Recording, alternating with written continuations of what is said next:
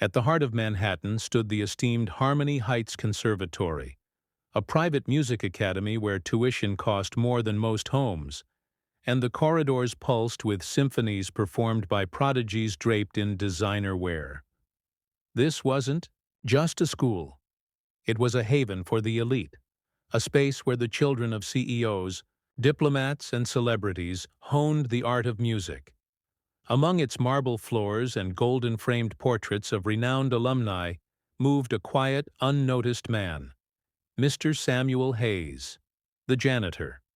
In his early 60s, slightly hunched, with silver strands threading, his dark hair and eyes heavy with decades of silent stories, students rarely acknowledged him. To them he was simply Sam the Mop, invisible, essential, forgettable. But Samuel carried a secret. Years ago he had been a gifted pianist, admitted to Juilliard on scholarship, celebrated for his natural flair and soulful jazz improvisation. He once played Harlem clubs deep into the night, dreaming of stages like Carnegie Hall. But life, cruel and abrupt, tore it all away. A tragic car crash took his wife and left him raising a baby daughter alone. He left music behind, picking up odd jobs, and buried his talent under bills and grief. Yet every time he passed a piano, something stirred deep within. One crisp winter morning, before the students arrived, Samuel entered the grand recital hall to mop the glistening floors. Sunlight filtered through towering windows, casting a glow on the room's crown jewel, a pristine, custom-made Fazioli grand piano. It belonged to Savannah Whitmore, the school's most celebrated 17-year-old prodigy, daughter of a Silicon Valley tycoon. Savannah was brilliant, beautiful, and fiercely protective of her instrument. No one dared touch it. But that morning, Samuel couldn't resist. Something about the air, the stillness, the way the light danced on the keys. It was overwhelming. He stepped forward slowly, reverently, as though reuniting with an old friend. He sat, barely breathing, and let his fingers gently fall on the keys. A soft, bluesy melody unfolded, aching, human, and alive. The room filled with music drawn not from a page, but from memory, from pain, and from soul. It was jazz, raw and unfiltered, a sound born from a heart that had endured and still chose to sing. Then the door creaked open. Savannah entered with two friends, coffee cups in hand, laughter trailing behind them. She froze, eyes narrowing. "Is he playing my piano?" she snapped, cold, sharp. Her friends chuckled. One muttered, "Guess he thinks he's auditioning for America's Got Talent." Samuel jumped up, flustered. I'm sorry, I meant no harm." Savannah stepped closer, arms crossed. "You don't get to touch this piano," she hissed. "It's worth more than your life." "Go back to your mops, old man." The laughter pierced deeper than words.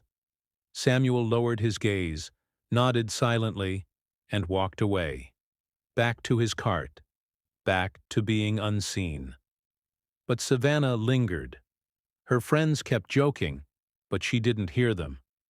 Because for one fleeting moment, when he played, something stirred inside her, and she couldn't explain why. That evening, the auditorium overflowed.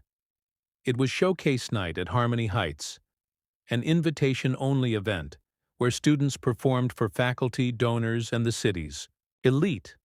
Tonight's main act, Savannah Whitmore. As always. Her name alone packed the hall. Backstage, Samuel Hayes stood in the shadows, polishing a dusty stool. The morning's humiliation had been tucked away. He knew his place. He was here to clean, not to be seen. Then he heard it. "Mr. Hayes, would you join me on stage?" He froze. Surely he misheard. But when he peeked past the curtain, there she was. Savannah under the spotlight, microphone in hand. Her voice rang clear. Earlier today, I overheard Mr. Hayes playing. What I heard was real, honest, and I believe everyone here should hear it too. Murmurs swept through the crowd. The headmistress looked puzzled. Savannah, this is highly irregular. I know, she replied, but music isn't just about perfection. It's about soul. And you need to hear his. A thick silence settled. Some parents shifted. A few chuckled, waiting for the punchline. But Samuel, he stepped forward, slowly, nervously. His janitor's uniform looked out of place beneath the stage lights. He didn't speak. He didn't bow. He just sat at the piano. For a moment, he stared at the keys. Then, with a deep breath, he began to play. The first notes were fragile, unsure, as if awakening an old part of himself. But then, his fingers found confidence. The music deepened. A haunting jazz improvisation. It wasn't rehearsed. It wasn't from a book. It was his.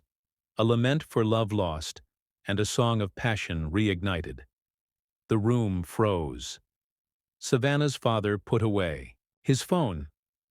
The headmistress sat down.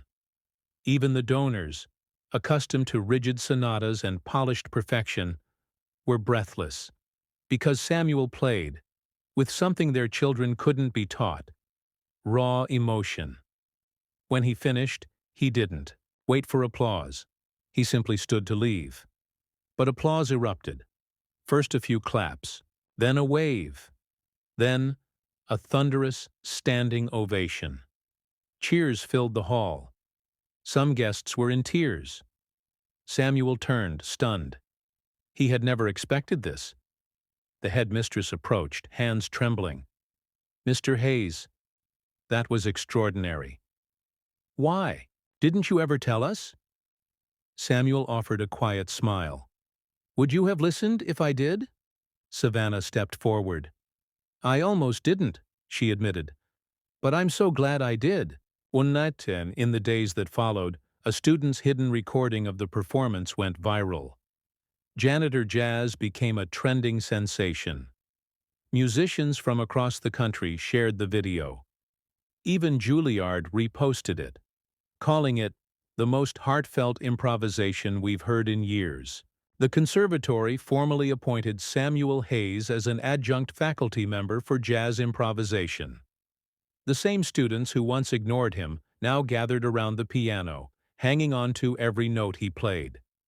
Even Savannah began learning from him, not as a prodigy, but as a student. She asked him to mentor her. Together, they composed a duet for the next showcase. As for Samuel, he didn't need fame. He didn't crave wealth. All he ever needed was for someone to listen.